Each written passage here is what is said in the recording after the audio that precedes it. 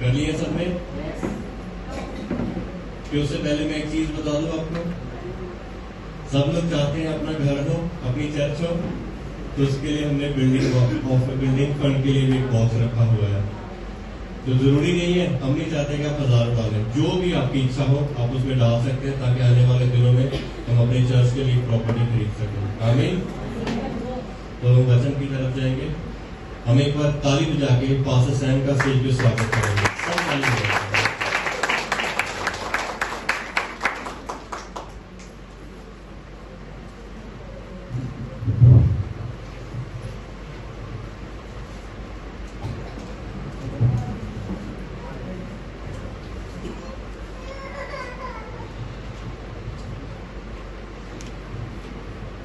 Hallelujah, hallelujah, सब जय मसीह की। कितने लोग आज खुश हैं प्रभु के भवन में? हमें प्रभु का धन्यवाद देते हैं। प्रभु ने ये मौका दिया, ये समय दिया प्रभु ने कि हम एक साथ मिलकर उसके भवन में हमारे बारे में सके। हालेलुया। कितने लोग हैं और जितने लोगों को आज सुबह भी नसीब हुआ, कितने लोग आज सुबह बड़ी उम्मीदों के साथ रात को सोए थे, बट ये आज सुबह नहीं हो पाएगा। प्रभु ने हमारे जीवन में वो आशीष बनाए रखी, इसके लिए प्रभु का धन्यवाद देते हैं। आज आप और मैं फिर दोबारा अपने पैरों पे चल के इस कलीसिया में आके बैठे हैं। भैया ये कोई इत्तेफाक नहीं है, ये कोई एक्सीडेंट नहीं है कि आप अभी तक सही सलामत हैं। ये आपकी केयरफुलनेस की वजह से नहीं है, आपके सावधान रहने की वजह से या आपके चौकन्ना रहने की वजह से नहीं है। ये इसलिए क्योंकि कोई है जो आपका ध्यान रखता है, कोई है जिसने जो हमेशा आपके हर मूव्स को देख रहा है, कोई है जिसके कोई है जो आपके हर एक उंगली हिलाने के तरीके को भी देख रहा है, कोई है जिसने आपको अपनी हथेली में संभाल के रखा है। हालेलुया। और मैंने कई बार सुना है लोगों को बोलते रहे क्या बेकार जीवन है, क्या जीवन है मेरा ये जो हमारा जीवन है, अगर हम अभी तक यहाँ है तो कुछ काम बाकी रहेगा। हमें अगर हम यहाँ है, अगर इस संसार में अगर हम अभी तक बचे हुए हैं तो कुछ काम बाकी रहेगा, या कुछ है ऐसा चीज जो प्रभु हमसे करवाना चाहता है। तो मैं जब ये वचन बना रहा था तो मैं सोच रहा था कि मैं किस बेसिस के, किस चीज के ऊपर मैं बोलूं। और कल जस्ट एक ऐसी छोटा सा मैंने प्रार्थना करा, तो प्रार्थना करने के बाद जब मैंने आंखें खोली तो मेरे को मेरा स्कूल याद आया। और जब मेरे को मेरा स्कूल याद आया तो मेरे को एक चीज का ऐसा रियलाइजेशन हुआ कि एक क्लास में 40 बच्चे, 50 बच्चे एक दूसरे के साथ 12 साल तक कंपटीशन करते हैं ये चीज के लिए कि कौन टॉप आ सके, और हर साल कोई ना कोई बाजी मार जाता था। मैं तो ये उम्मीद कभी नहीं रखता था क्योंकि मेरा तो उसमें नंबर ही नहीं आता था। तो बट मेरा एक ऐसा ऑब्जर्वेशन है, मैंने एक ऐसा चीज नोटिस किया है कि जब एक बच्चा जैसे स्कूल में उसको डाला जाता है, उसके माइंड में ये बोला जाता है कि तेरे को टॉप आना है, तेरे को पढ़ाई करनी है। उसको क्या कहा जाता है, तू एक अच्छा स्टूडेंट बन, एक अच्छा क्या स्टूडेंट क्या बोलते हैं, शास्त्र बोलना, एक अच्छा छात्र बन। जब तू एक अच्छा छात्र बनेगा तब तेरे मार्क्स भी अच्छे होंगे, तब टीचर्स भी तेरे को पसंद करेंगी, तब मम्मी पापा भी तेरे को पसंद करेंगे, तब तू अपने लाइफ में सक्सेसफुल हो सकता है। यही छोटी सी ब्रीफिंग होती है जब हम लोग किसी बच्चे को स्कूल में भेजते हैं। प्रियो, यही सेम ब्रीफिंग हमारे जीवन में भी है। आज पवित्र आत्मा कई सारे नहीं, एक स्टूडेंट को ढूंढ रहा है जो उसके राज्य में टॉप आ सकता है। हालेलुया। एक स्टूडेंट को ढूंढ रहा है, सिर्फ एक छात्र।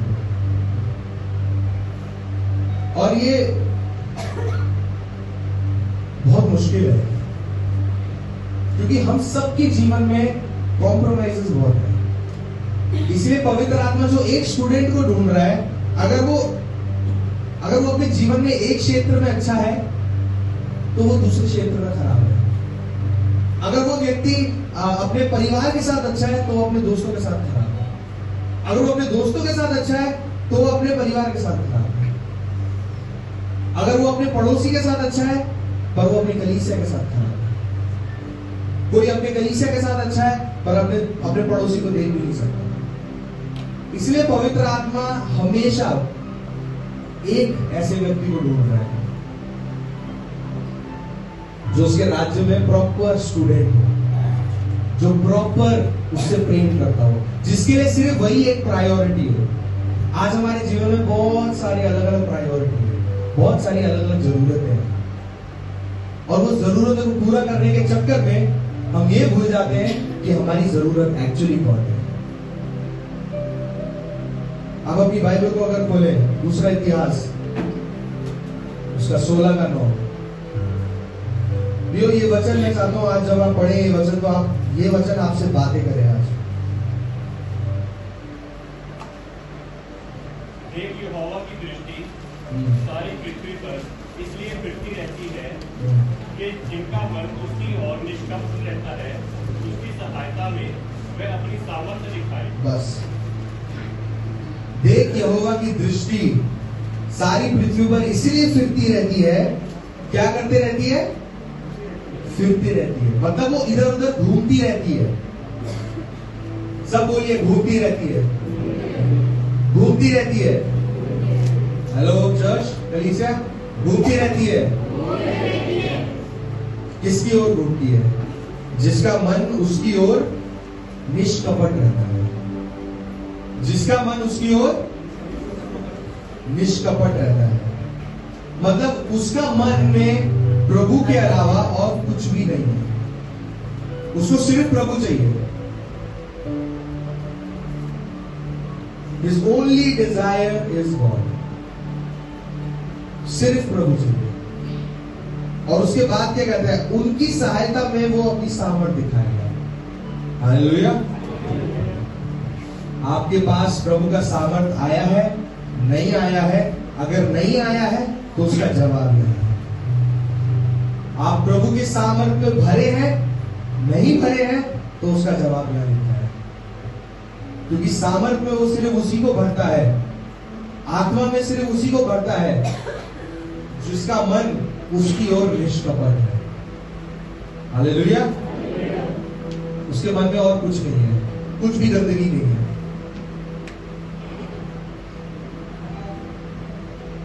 पवित्र आत्मा एक ऐसे स्टूडेंट को, एक ऐसे छात्र को ढूंढ रहा है जो सीखने में और उसको डेवलप करने में आगे हो।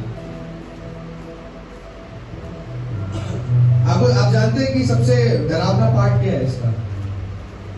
सबसे डरावना पार्ट यह है कि प्रभु यीशु मसीह 100 सालों तक वेट कर सकता है।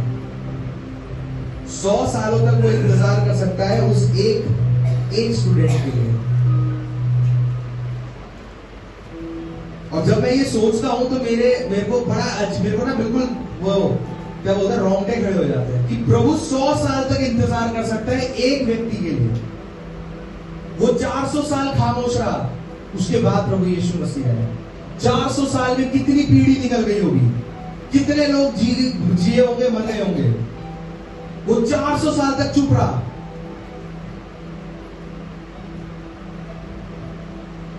फिर वो हमेशा इंतजार कर सकता है। उसको कहीं जाने की जरूरत नहीं है, उसकी उम्र नहीं बढ़ रही है, उसका सिंहासन कोई छीनने वाला नहीं है, उसका सिंहासन स्थिर है। उसको किसी चीज की टेंशन नहीं है। उसको ये भी टेंशन नहीं है कि आप उसे अपना दशमांश दें या ना दें। उसे टेंशन नहीं है आप उसे अपना ऑफरिंग दें या ना दें। आप नहीं दे रहे तो कोई और दे रहा है, उसे किसी चीज की टेंशन नहीं है। क्योंकि जिसके बाल सफेद हो रहे हैं और जिसके पास वक्त नहीं है वो हम लोग हैं।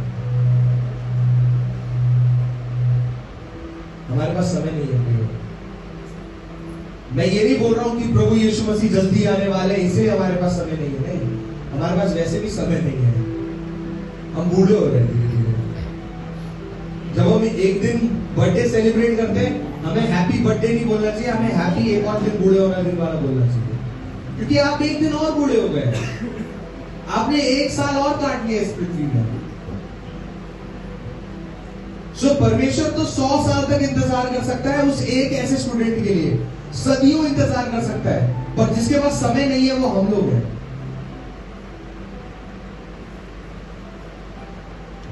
क्योंकि जिसकी झुर्रियां निकल रही हैं, जिसके बाल सफेद हो रहे हैं, जिसके घुटने कमजोर हो रहे हैं। मेरे को आजकल मेरे घुटनों में दर्द शुरू हो गया, पता नहीं क्यों।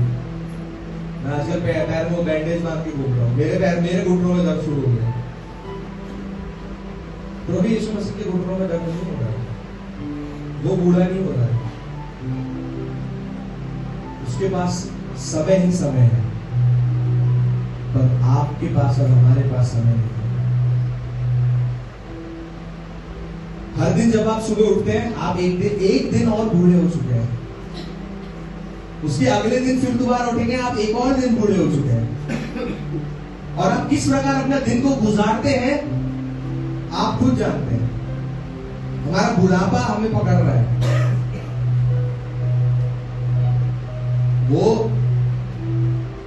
वो आपका 80 साल की उम्र तक भी इंतजार कर सकता है कि अब आप 80 साल की उम्र में आके बोले, प्रभु अब मैं तैयार हूं आपके पीछे चलने के लिए, आपकी काम करने के लिए, आपके साथ आगे बढ़ने के लिए।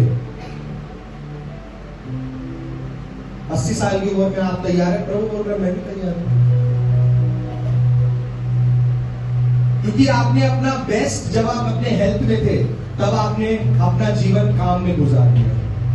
जब आप बेस्ट अपने जीवन में बहुत कुछ प्रभु के लिए कर सकते थे, तब आपने अपना जीवन बाकी कंपनियों को दे दिया। ये संसार के फिरौन राजाओं ने आपका जीवन खा लिया अपना राज्य बढ़ाने के लिए। तो हम 80 साल की उम्र में कहते हैं प्रभु मैं तैयार हूं। प्रभु कहता है ओके आ जाओ। प्रभु कहते हैं जाओ पहाड़ों की तरफ जाओ, मेरा वचन सुना के रिमोट एरिया में जाओ जहां पहाड़ों में लोग प्रभु को नहीं जानते हैं। हाँ ठीक है प्रभु मैं जाऊं। अरे प्रभु मैं तो बूढ़ा हो गया, मेरे तो घुटने में दर्द शुरू हो गया। प्रभु ने बोला चलो ठीक है, एक काम करो, तुम जंगल इलाके में जाओ जहाँ पे बहुत सारे लोग, अभी भी बहुत सारे ऐसे ट्राइब्स हैं जो मेरे बारे में नहीं जानते, उनको जाके मेरे बारे में बताओ। प्रभु पर मेरा परिवार तो यहाँ है, मैं तो बूढ़ा हो गया हूँ। तो प्रभु कहते भाई तू ही बता दे तेरे को कौन सी सेवकाई चाहिए। प्रभु मैं पास्टर के करीब रहना चाहता हूँ, अपने मंडली के साथ में रहना चाहता हूँ, अपने मंडली के अंदर ही रहना चाहता हूँ, मेरे को अंदर कोई सेवकाई दो। हम कंफर्टेबल, प्रभु के लिए काम करना भी हमें कंफर्ट चाहिए। प्रभु के काम करना भी हमें एक ऐसा पैकेज चाहिए जिसमें हमारा कंफर्ट सबसे बेस्ट हो।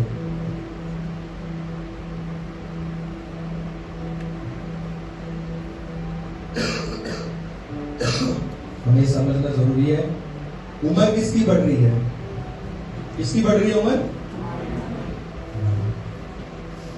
आज गुजारा हुआ एक दिन प्रभु के राज्य में अगर हमने कुछ नहीं किया, आपको लगता होगा आपके पास कल का दिन है, पर प्रियो कल का दिन किसने देखा है।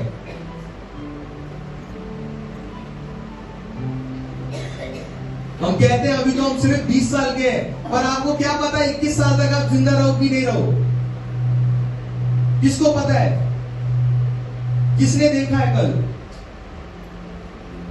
जब प्रभु आपको कहता है आज तुझे करना है तो तुम्हें आज ही करना है। क्यों? क्योंकि कल प्रभु ने देखा है, आपने नहीं देखा, इसीलिए शायद प्रभु बोल रहा है आज कर। प्रियो हमें वो अजम्पशन में जीना जरूरी है कि हमारे पास कल नहीं है। हमें ये सोच में हमेशा इस डर में जीना है कि हमारे पास कल नहीं है, हमारे पास आज ही आज है, जो है आज है। पर फिर भी हम कई सारे चीजों में पीछे हो जाते हैं। जिस तरीके से आप मेरे को बैठ के घूर रहे हैं, मेरे को ऐसा फील हो रहा है कि हम लोग, मैं गलत क्राउड को कुछ प्रचार कर रहा हूं, क्योंकि आपके अंदर वो एक्साइटमेंट खत्म हो गई, ऐसा फील हो रहा है। हम लोग सीट वार्मर हो गए, क्योंकि जिस प्रकार आप लोग मेरे को देख रहे हैं, मेरे को ऐसा फील हो रहा है कि मैं सिर्फ यहाँ बोलने के लिए आया हूं और आप सिर्फ बैठने के लिए आए हैं।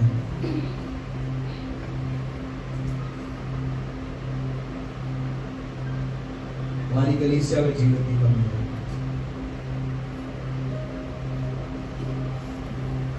अभी भी जीवन की कमी है। पीछे म्यूजिक बज रहा है इसलिए सब सो रहे हैं, सब रिलैक्स्ड। वहां यही बजता है बस। हमारे घर पे भी यही क्यों नहीं बजता है? कितनी शांति मिल रही है। कुछ लोगों को इतनी शांति प्राप्त हो जाती है, वो डायरेक्ट पीस वाले मोड में चले जाते हैं। फोन भी साइलेंट पे कर देते हैं और अपने आप को भी साइलेंट पे कर देते हैं। Hello, hallelujah.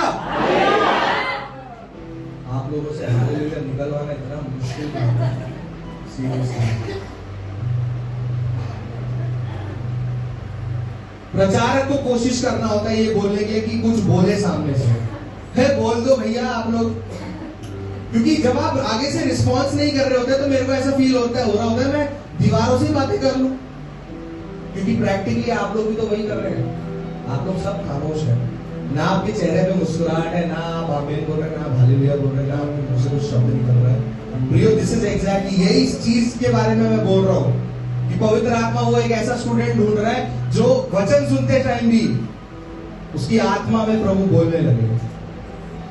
पर अपेरेंटली पर यहाँ पे मुश्किल से किसी के मुंह से आमीन या हालेलुया निकलता है। इसीलिए मैक्सिमम प्रीचर्स डर जाते हैं स्टेज पे जाके, क्योंकि हम लोग क्या कर रहे हैं, घूर रहे होते हैं।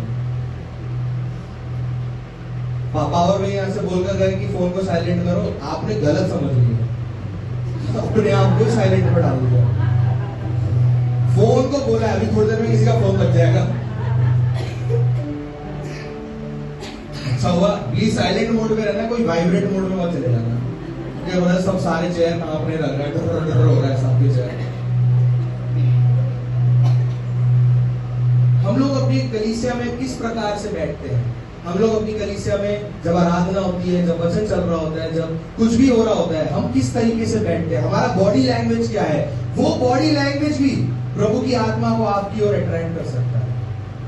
क्या आप जानते हैं? आपका बैठना, आपका आमेन बोलना, आपका हालेलुया बोलना तक प्रभु की आत्मा को अट्रैक्ट कर सकता है। पर अपेरेंटली जैसी वचन का समय होता है, सबको ऐसा लगता है कि अब रिलैक्स करने का समय है। कोई आएगा स्टेज में 1.5 घंटा 1 घंटा बोलकर चला जाएगा, बोर कर देगा, हम तो चुप ही रहेंगे।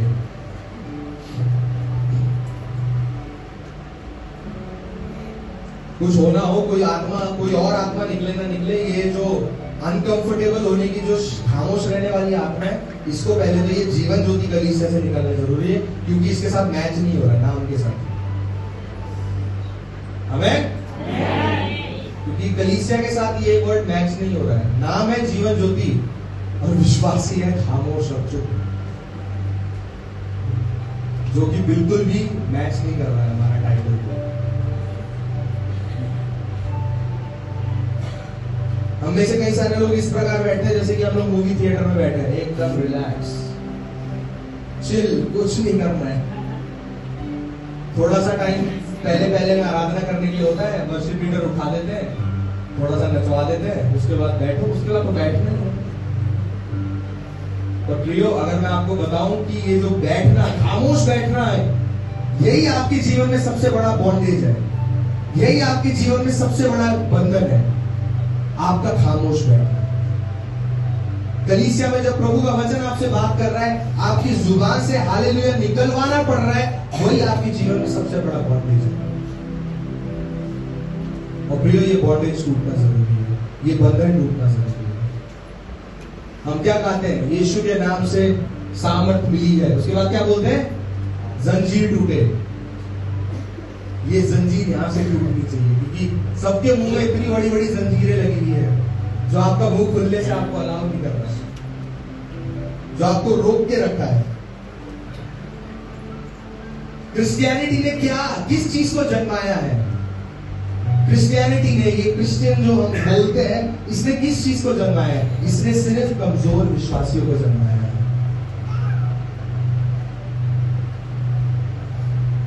क्योंकि आज आप और मैं यहाँ पे बैठे हैं क्योंकि संडे आना पड़ता है, इसीलिए, नहीं तो सप्ताह भर यहाँ कोई नहीं दिखता है। आप लोग घर में होते हैं, किसी को भी जरूरत नहीं पड़ती कि आकी कलीसिया में 1 घंटा बैठ के मैं प्रार्थना करके जाऊं। नहीं, ये कलीसिया सिर्फ संडे को खुल रहा है, जो आज सबसे बड़े शर्म की बात है। फास्टिंग प्रेयर में आपको फोन करके पूछना पड़ता है आप क्यों नहीं रहे। होल नाइट प्रेयर में आपको बार बार बोलना पड़ता है कि थोड़ा सा देर आ जाओ। ये हमारे लिए नहीं है प्रियो, ये आपके बेनिफिट के लिए है। हम लोग तो कर ही रहे हैं, हम तो कर ही रहे हैं। हमारा समय तो जा रहा है, पर प्रियो आपका समय भी जा रहा है।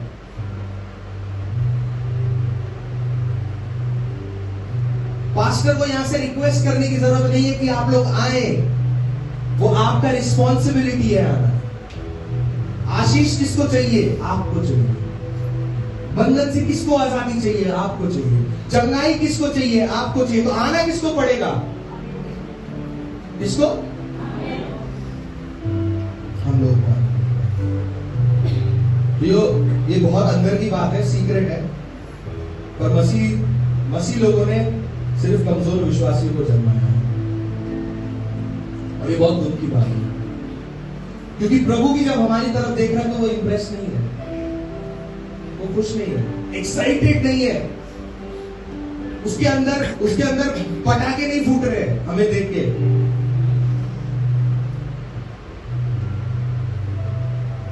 वो इंप्रेस नहीं है हमें देख के। एक दूल्हा अपनी दुल्हन को देख के एक्साइटेड नहीं है, खुश नहीं है। सोचिए, उसके अंदर उत्साह नहीं है। कितने लोगों ने वो इंस्टाग्राम पे या दूसरी जगह एक वीडियो आता है, मूवीज में भी देखा होगा आपने, जब दूल्हा अपनी दुल्हन के लिए इंतजार कर रहा होता है शादी के टाइम खड़ा होके, और जब वो एकदम से अपनी दुल्हन को देखता है तो वो रोने लग जाता है, अपने आंसू पोंछ रहा है, जेब से रुमाल निकल जाता है, आंसू पोंछ रहा होता है, खुशी के आंसू। प्रियो, कितनी बार प्रभु यीशु मसीह ने आपको देख के रोया होगा खुशी के बाद, ये देखो ये मेरी दुल्हन आ रही है, आज ये देखो मेरी दुल्हन आ रही है मेरी आराधना में। नहीं, हम सूखे हुए पापड़ों की तरह आते हैं, ऐसी मुरझाए हुए, कोई जान नहीं है शरीर में। उसको खाटेंगे भी, पापड़ को खाएंगे भी, तब भी कुरकुरापन नहीं आएगा, वही है मतलब पिचका फिर टेस्ट आता है। हम लोग झुके हुए लोगों की तरह आते हैं कलीसिया में। आनंद के साथ आना चाहिए जिसको।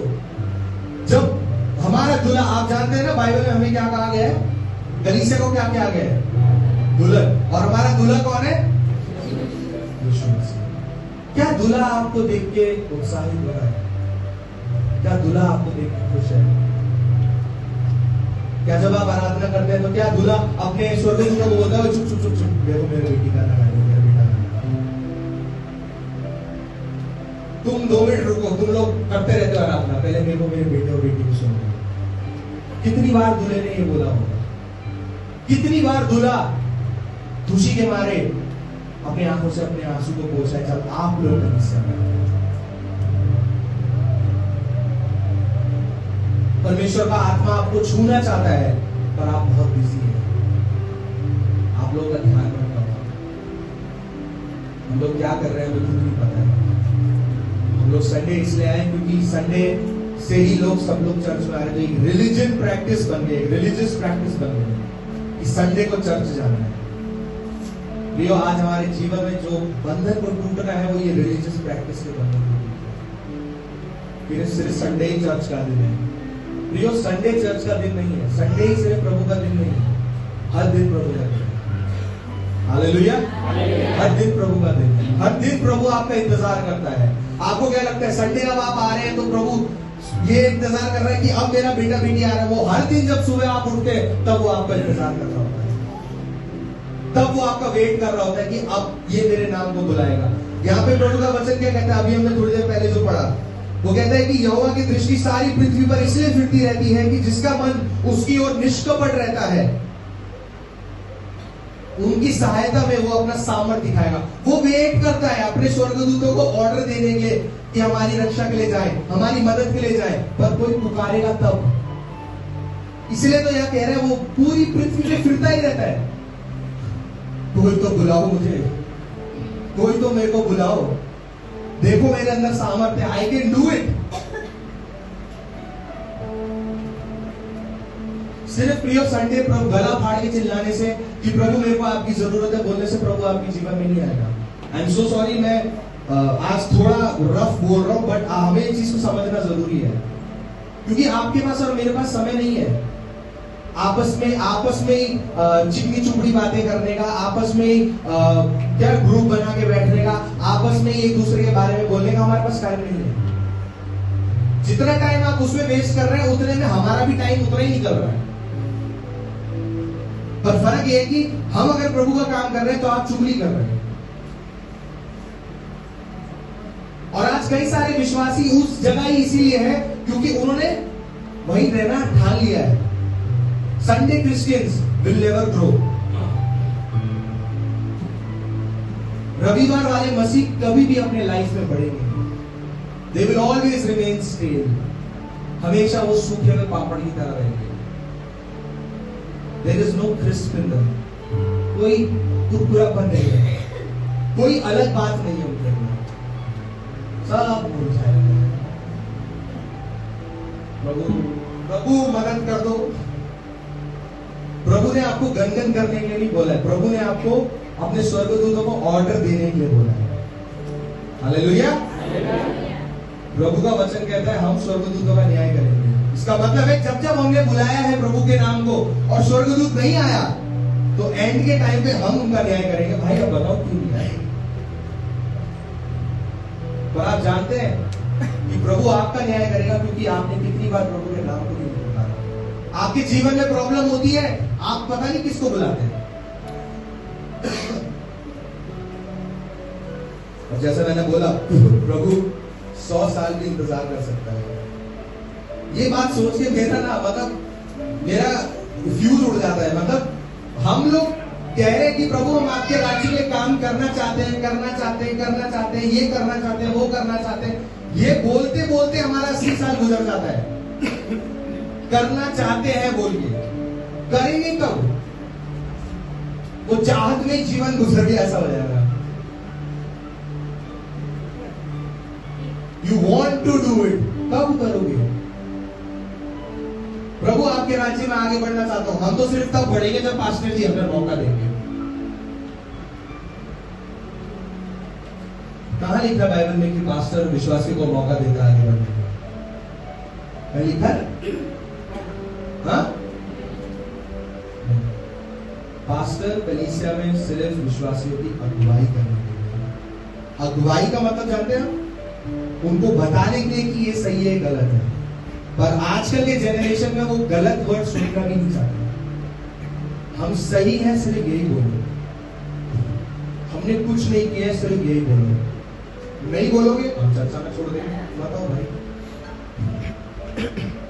कलीसिया पास्टर का नहीं है, कलीसिया प्रभु यीशु मसीह का है।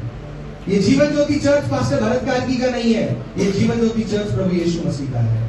आप अगर कलीसिया में नहीं आएंगे तो आप कलीसिया को नहीं छोड़ रहे, आप प्रभु यीशु मसीह को छोड़ रहे हैं। पास्टर भरत से रिश्ता तोड़ के आपको कुछ नहीं होगा, वो एक इंसान है, तोड़ दीजिए रिश्ता। पर जब आप कलीसिया से रिश्ता तोड़ते हैं तो आप प्रभु यीशु मसीह के साथ नाता तोड़ते हैं, क्योंकि आपने डिनाई कर दिया है कि मैं उसकी दुल्हन नहीं हूं। समझ रहे? फिर आप दूसरी दुल्हन की तलाश में ढूंढ गए। फिर आपको दूसरा दुल्हन चाहिए, मतलब दूसरा कलीसिया चाहिए, आपको दूसरी दुल्हन चाहिए। देखिए, आप इस बात को समझिए कि दूल्हा एक ही है। चाहे आप 10 दुल्हन को बदल लीजिए, आप 10 दुल्हन चेंज कर लो, 10 जगह 10 चर्चेस चले जाओ, पर दूल्हा आपकी कैरेक्टर को जानता है।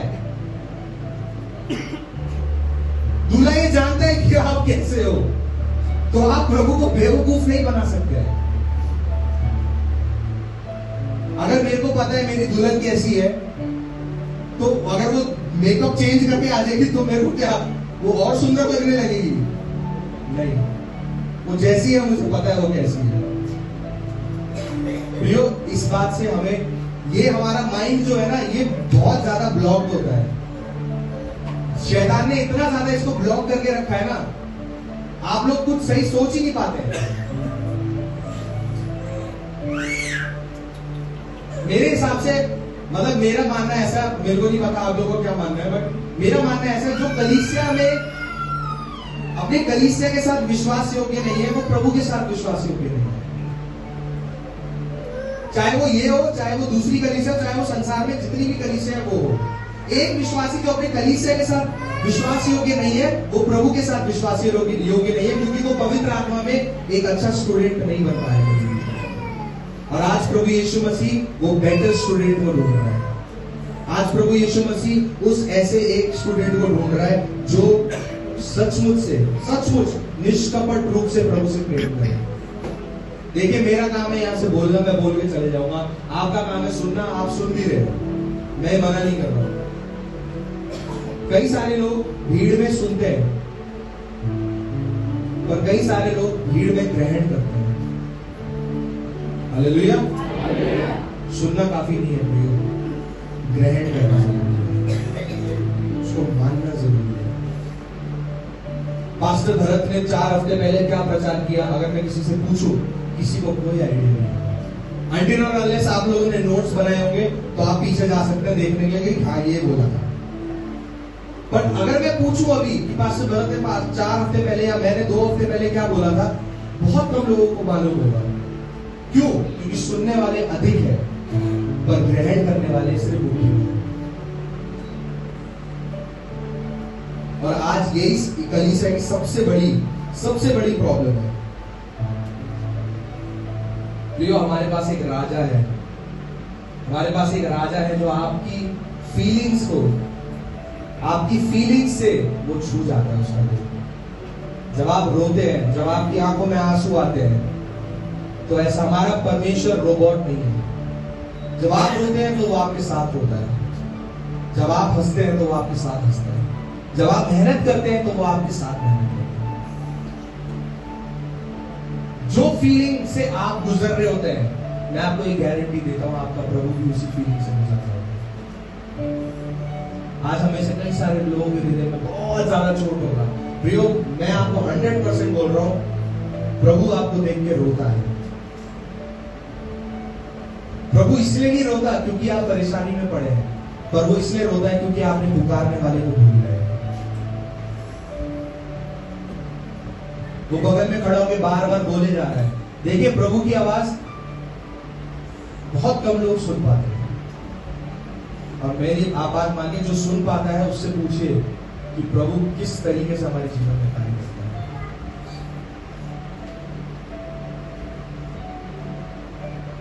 प्रभु का हृदय रोता है हमारे लिए, क्योंकि हम लोग उस बुलाने वाले को भूल गए। इसलिए प्रभु का वचन कहता है वो फिरता है इस पृथ्वी पे, वो फिर रहा होता है इधर उधर पृथ्वी में। वो ऐसे एक बंदे को ढूंढ रहा है जिसको वो अपनी सामर्थ्य दिखा सके। हालेलुया। हमारा प्रभु सामर्थ्य दिखाने वाला परमेश्वर, वो ढूंढ रहा है, अरे कोई तो मेरे नाम को बुलाओ। हमारे जीवन में प्रॉब्लम्स इतनी बड़ी हो गई है कि हम अपने पुकारने वाले को भूल गए। हम रो रहे हैं, हम परेशान हैं, हम दुखी हैं, सब कुछ है, हमारे अंदर सब इमोशन है। और प्रियो, प्रभु के अंदर भी वही सब इमोशन है, पर वो इमोशन इसीलिए नहीं है कि आप प्रॉब्लम में हैं, वो इसीलिए क्योंकि आप भूल चुके हैं। आप भूल चुके हैं कि वो सामर्थ्य दिखा सकता है। प्रभु यीशु मसीह क्रूस पे लटका रहा अपनी पिता की आज्ञा के द्वारा। जब उसकी एक आवाज पे हजारों स्वर्गदूत उसके लिए खड़े हुए थे। प्रियो, आज भी प्रभु यीशु मसीह हमारे लिए इंतजार कर रहे हैं। जब हमारी एक आवाज पे प्रभु स्वर्ग के हर एक स्वर्गदूत को भेज सकता है हमारी मदद के लिए। बट हमें ये सब बातें फिक्शनल लगती हैं। हमें लगता है ये सब बातें कहां असलियत में होती है।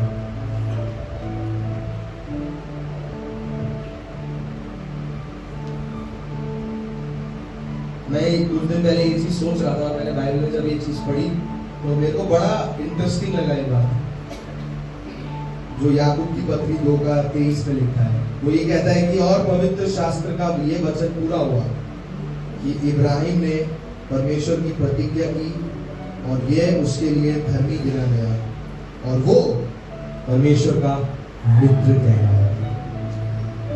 हालेलुया। कहिए मेरे पीछे, अब्राहम परमेश्वर का मित्र कहलाया। Abraham was the friend of God. Bible में ये दर्जा और किसी को नहीं दिया। ये लेवल ऑफ रेप्यूटेशन किसी को नहीं दिया। अब्राहम परमेश्वर का मित्र था। सोचिए प्रभु का और उसका रिलेशन, कि बाइबल में आज हम सब लोग बैठ के, दुनिया में कितने सारे लोगों ने ये पद पढ़ लिया होगा और ये जान लिया होगा कि अब्राहम बोल के एक व्यक्ति था, इंसान था, बूढ़ा था, बिन बच्चे का था, परेशान था, पर वो परमेश्वर का मित्र था। हालेलुया। परमेश्वर का मित्र होने के बावजूद उसे कितना समय अपने एक पुत्र के लिए इंतजार करना पड़ा। आज हमें लगता है हमें प्रमोशन यूं मिलना चाहिए, हमें जो प्रार्थना करें हमें यूं मिलना चाहिए। प्रियो, आप तो प्रभु के मित्र तक नहीं है। जो मित्र है उसको कितने साल इंतजार करना पड़ा था, और हम लोग प्रार्थना करते ही प्रभु से बोलते हैं प्रभु मुझे दो। रिलेशनशिप कहां गया? प्रभु हमारा किराने में काम करने वाला दुकानदार नहीं है, जिससे आपने जो मांगा उसने शेल्फ से उतार के आपको दे दिया। वो आपके साथ मित्रता करना चाहता है, वो आपके साथ संबंध रखना चाहता है, रिलेशन रखना चाहता है। आप रिलेशन की बात नहीं करते हैं, आप मटीरियल चीजों की बातें करते हैं प्रभु से। प्रभु मुझे ये दे दो, प्रभु मुझे वो दे दो, प्रभु मुझे ये दे दो, वो दे दो। अब्राहम परमेश्वर का मित्र कहलाया। क्यों? क्योंकि उसने उसकी हर बात को माना, उसकी हर प्रतिज्ञा को उसने पूरा किया।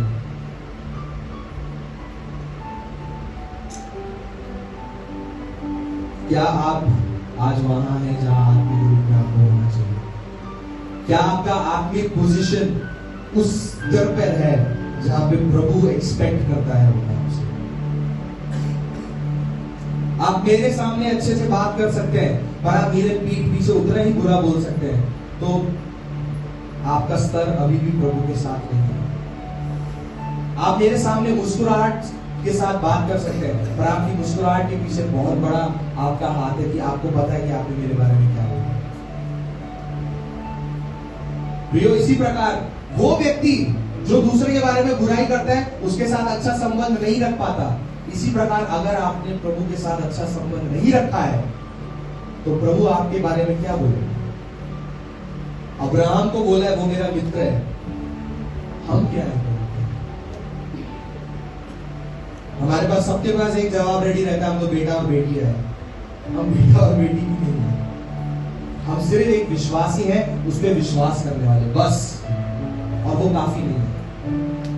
विश्वासी से थोड़ा सा संबंध और गहरा होना चाहिए और थोड़ा नजदीक आना चाहिए। हमें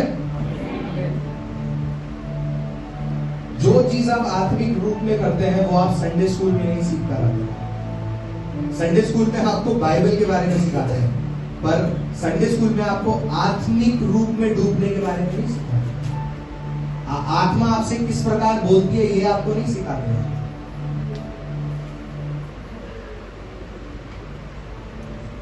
एक छोटी सी चीज मैं आपको बोलूंगा, इस बार हम प्रार्थना करेंगे। कितने लोगों को मालूम है बाइबल में एक बहुत अच्छा एक कहानी है जहाँ पे प्रभु यीशु मसीह बड़ी भीड़ से गुजर रहे हैं, अराउंड 1000 लोग से ज्यादा लोग उसको घिरे हुए हैं, और एक लड़की आती है। वो क्या कहती है? क्या कहती है कि मैं अगर परमेश्वर के वस्त्र के छोर को भी छू लूं तो मैं। ये बात उसको किसने सिखाई? कभी आपने सोचा है ये बात उसको किसने बोला? ये बात उसको किसने सिखाया? संडे स्कूल में सीखी होगी वो, या आसपास जो लोग घूम रहे होंगे उन्होंने बोला होगा तो सुन तू उसके वस्त्र के छोर को छू लेगी तो तू बंदी हो जाएगी। या जो जो जो जो चेले प्रभु को घेरे हुए थे, जो रोके हुए थे, जो बॉडीगार्ड बने हुए थे उसके बाद, उन्होंने बोला होगा सुन सुन अभी रुक 2 मिनट में मैं खोल दूंगा, तू जाके प्रभु के वस्त्र के छोर को छू लियो। ये बात उसको किसने कही? उसको आत्मा ने। प्रियो, आज आप लोग किसकी बात सुनते हैं?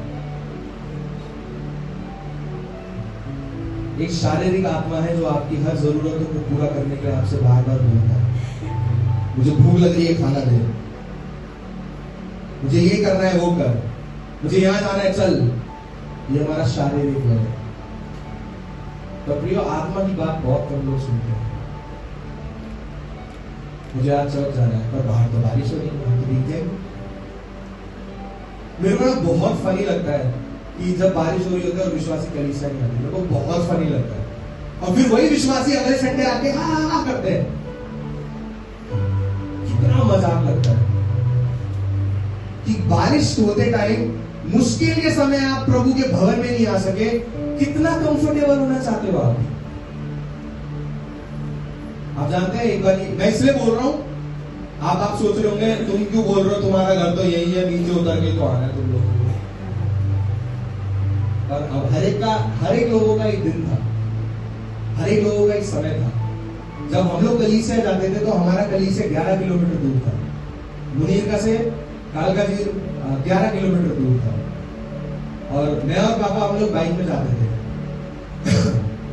और जब हम दोनों बाइक में जाते थे तो जब बारिश हो रही होती थी तो हम लोग भीगते रह जाते थे। दूसरी चीज, जब बाइक खराब हो जाती थी तो हम बाइक को धक्का मारते रह जाते थे। हम लोग ये पैंट वैंट सब फोल्ड करके यहाँ तक फोल्ड करके हम लोग कलीसिया जाते थे, चाहे हम लोग वचन के समय में भी क्यों ना पहुंचे, पर पहुंचते थे। मुश्किल नहीं है, दूर भी नहीं है, पर प्रियो ये होना चाहिए कि मेरे लिए मैं बाकी दिन तो दिखता भी नहीं हूं, संडे भी नहीं जाऊं। ये हमारे अंदर जब जिस दिन वो उठने लग जाएगा ना, तो ये कलीसिया के हर जन जो आज नहीं आए वो ये कलीसिया भर जाएगा। और मैं ये इसलिए नहीं बोल रहा हूं ताकि ये कलीसिया भरे, मैं इसलिए बोल रहा हूं ताकि जब प्रभु यीशु मसीह वो दूल्हा जब स्वर्ग से नीचे देखे तो उसको अपनी दुल्हन सुंदर दिखाई दे। हालेलुया।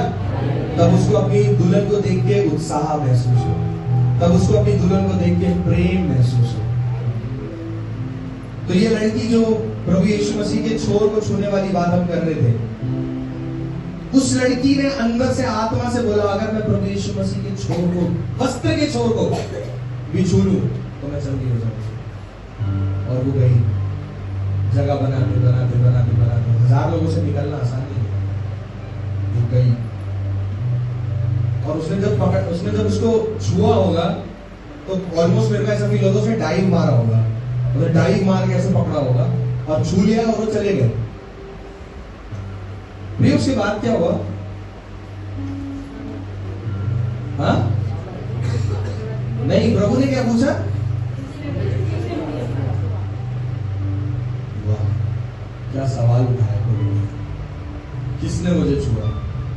प्रियो, अगर आप देखें, अगर आप ये सोचें, संसार के लोगों ने ये बोला कि आपको 1000 लोग दबा के खड़े हुए, क्या मतलब आपको किसने छुआ? ये संसारिक लोगों का जवाब सवाल था। पर परमेश्वर संसार से आगे देख सकता है, वो आत्मा में देख सकता है। हालेलुया। उसने बोला चुप, मुझे किसने छुआ? क्योंकि मुझ में से सामर्थ निकली है। हालेलुया। मेरी आत्मा किसी और की आत्मा के साथ कनेक्ट हुई है, मुझे किसने छुआ? प्रियो, संसार में हजारों क्रिश्चियंस हैं, करोड़ों क्रिश्चियंस हैं, पर आप में से कितने लोगों के लिए प्रभु यीशु मसीह ने रुक के बोला, मुझे किसने छुआ? कितनी बार प्रभु ने रुक के पूछा कि मुझे किसने बुलाया?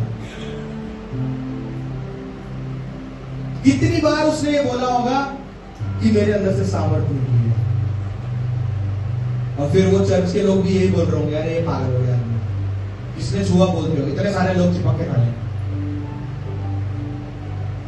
तो जब प्रभु यीशु मसीह को आप छूते हैं, उसके हृदय को छूते हैं, तब उसकी सामर्थ्य आपके अंदर आती है। हालेलुया। और जब उसकी सामर्थ्य आपके अंदर आती है तो आपके जीवन में चंगाई आती है, आपके जीवन में रिहाई आती है, आपके जीवन में आजादी आती है। तब गाना गाना बनता है, मैं आजाद हूं। नहीं तो ये गाना फालतू है। आजाद हम नहीं हुए, प्रभु की सामर्थ से नहीं भरे, और हम हाथ उठा के गाते हैं कि मैं आजाद हूं, मैं आजाद तेरे लहू से हूं। क्या आप इस वर्ड्स का गहराई को जानते हैं? ये क्या कहना चाह रहा है? ये गाना वो लड़की गा सकती थी, हालेलुया, जिसका लहू बहना बंद हो गया था, जिसका इतना पुराना बीमारी ठीक हो गया था, उसका गाना बनता है, मैं आजाद हूं, मैं आजाद तेरे लहू से हूं। प्रियो, अगली बार जब हम ये गाना गाए और अगर आपके जीवन में चंगाई नहीं है तो आप समझ लें आपको प्रभु ने नहीं छुआ, आपके जीवन में प्रभु ने कुछ भी नहीं किया, बस हम गाना गाने के लिए गाए। प्रियो, आज भी हमने एक गाना गाया था, भूले और भटके थे हम। वो कहते हैं दुनिया की चिंता को छोड़ो, आगे को बढ़ता ही चल, पाएगा शांति आराम जीवन मिलेगा तुझे। पहला वर्ड क्या है? दुनिया की चिंता को छोड़ो। आप और हम क्या कर रहे हैं? दुनिया की चिंता कर रहे हैं। वर्ल्ड वॉर हो जाएगा, खाने के लिए खाना नहीं होगा, हमारे पास पैसे नहीं है, खर्चा इतना ज्यादा हो रखा है, कौन प्रोवाइड करेगा, ये कौन करेगा, वो कौन करेगा। प्रभु कहता है अपने वचन में कि मैं सारी पृथ्वी में डोल रहा हूं, कोई मेरे नाम को पुकारे ताकि मैं सामर्थ्य दिखा सकूं। ये वो सामर्थ्य दिखाने के तैयार है, बुलाने वाले तैयार नहीं है। बस आइए सब अपने स्थान पे खड़े हो।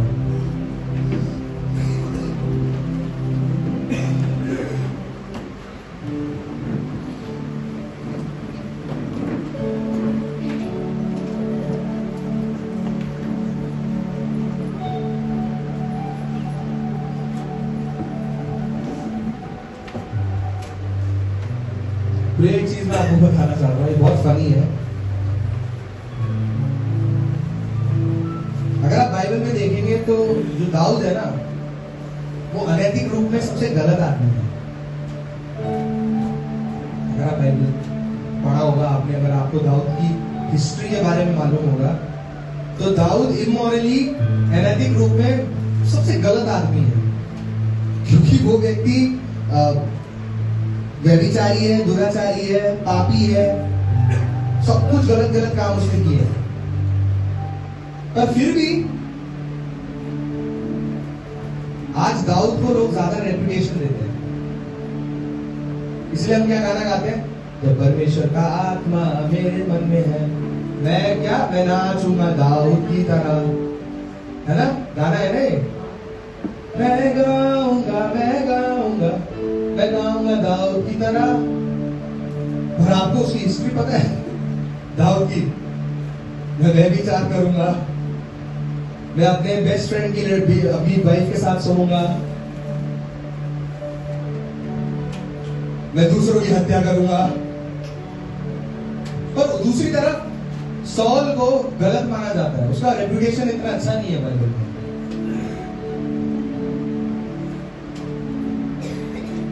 उसका रेपुटेशन इतना अच्छा नहीं है। पर अगर देखा जाए मॉरली देखा जाए तो उसको अपनी वाइफ के साथ कोई प्रॉब्लम नहीं थी, अपने बच्चों के साथ कोई प्रॉब्लम नहीं था, पर फिर भी उसको गलत माना जाता है। मैं बताता हूं आपको क्यों। इसका जवाब आपको प्रेरितों के काम में मिलता है। प्रेरितों की काम की पुस्तक में लिखा है, सब लोग ध्यान से सुनिए, मैं आपके बीच में पढ़ रहा हूं, किसी को खोलने की जरूरत नहीं है, ध्यान से सुनिए। फिर उसने अलग करके दाऊद को उनका राजा बनाया।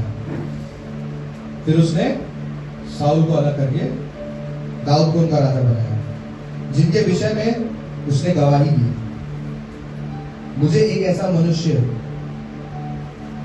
यशाय का पुत्र मेरे मन के अनुसार मिल गया है। किसके अनुसार? परमेश्वर के मन के अनुसार मिल गया है। वही मेरी सारी इच्छा को पूरा करेगा। हालेलुया। साउल को जब बोला, जब प्रभु का क्रोध साउल पर आया, तब उसने बोला, प्रभु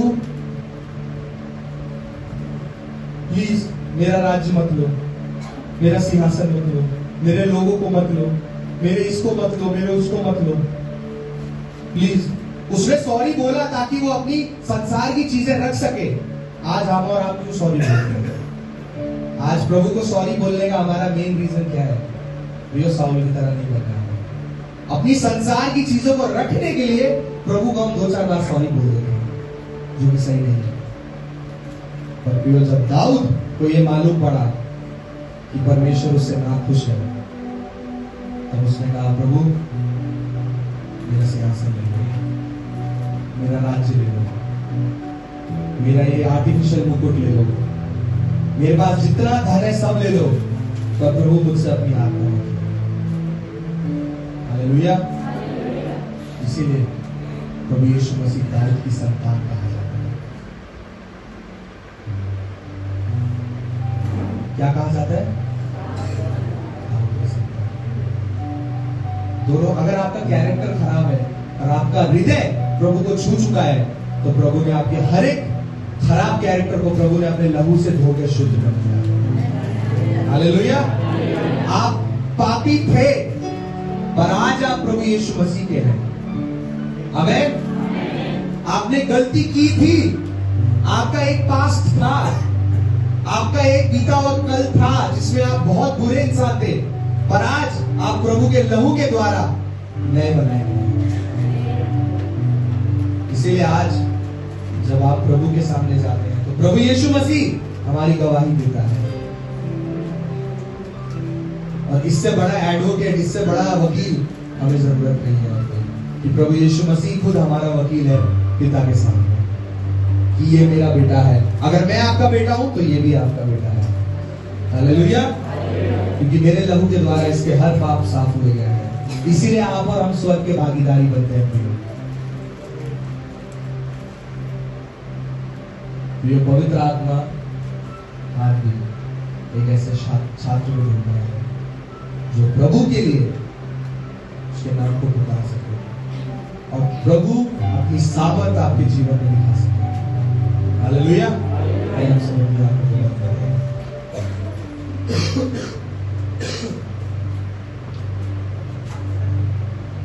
जीवित महान स्वर्गीय पिता परमेश्वर,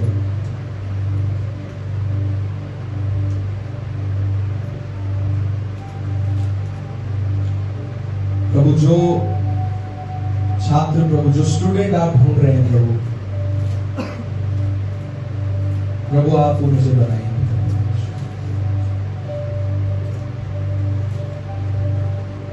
मेरी गलतियों को, मेरी खामियों को प्रभु आप ढांप दीजिए। मुझे नया बनाए प्रभु, मुझे ताजा करें प्रभु, मुझे रिफ्रेश करें प्रभु। मैं था जैसा था प्रभु, अब मैं आपका हूं। मेरी बीमारी, मेरी परेशानी मेरी नहीं प्रभु, ये सब मैं आपके हाथ में समर्पित करता हूं प्रभु। मेरा चलना, मेरा उठना, मेरा बैठना सब आपके हाथों में है प्रभु।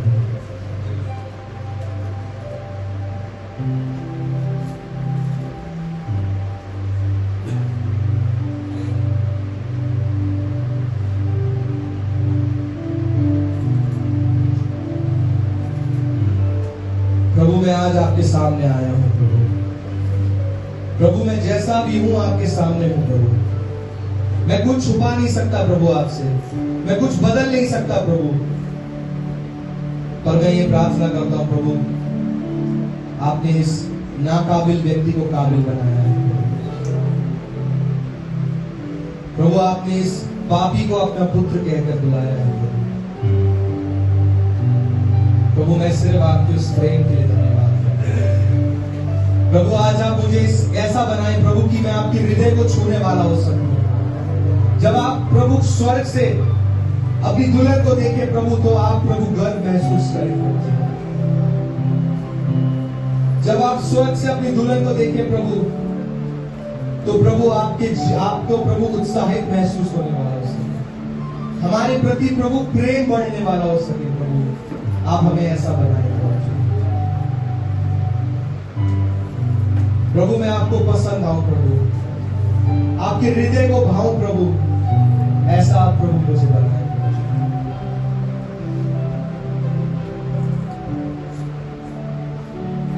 प्रभु आपकी हर एक इच्छा को प्रभु, आपकी हर एक ख्वाहिश प्रभु जी, उसको मैं अपनी आदत बना लूं प्रभु, ऐसा आप मुझे बनाए प्रभु जी।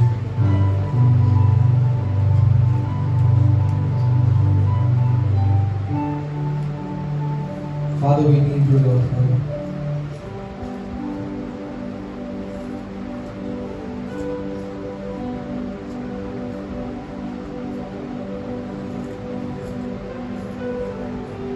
प्रियो, एक सवाल आपको अपने आप से पूछना जरूरी है कि क्या आप प्रभु को पसंद आ रहे हैं कि नहीं? क्योंकि प्रभु इस पृथ्वी पे फिरता रहता है एक ऐसे व्यक्ति के लिए जिसका मन निष्कपट हो, जिसके मन में पाप ना हो, जिसके मन में प्रभु के विरोध कोई गलत सोच ना हो, ताकि वो आपके जीवन में सामर्थ उंडेलने वाला हो सके।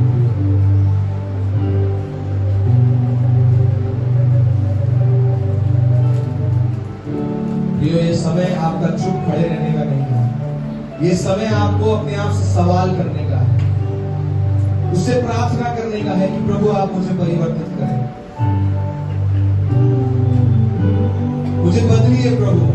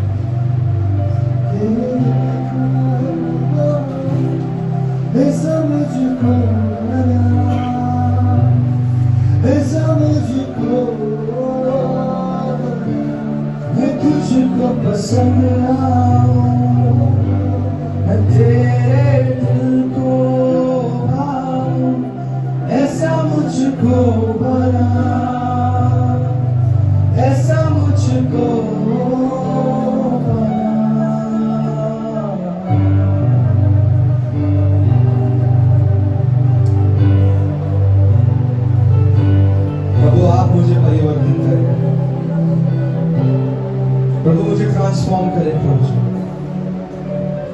change me Lord Father।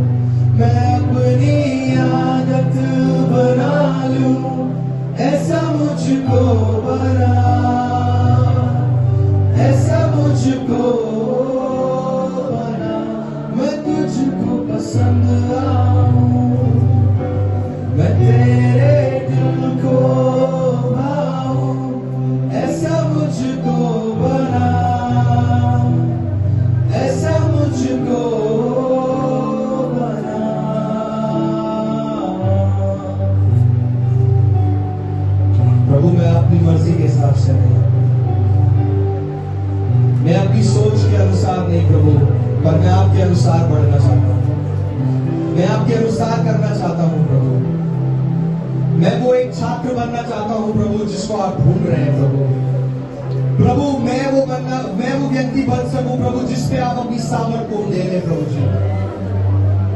प्रभु मैं यहाँ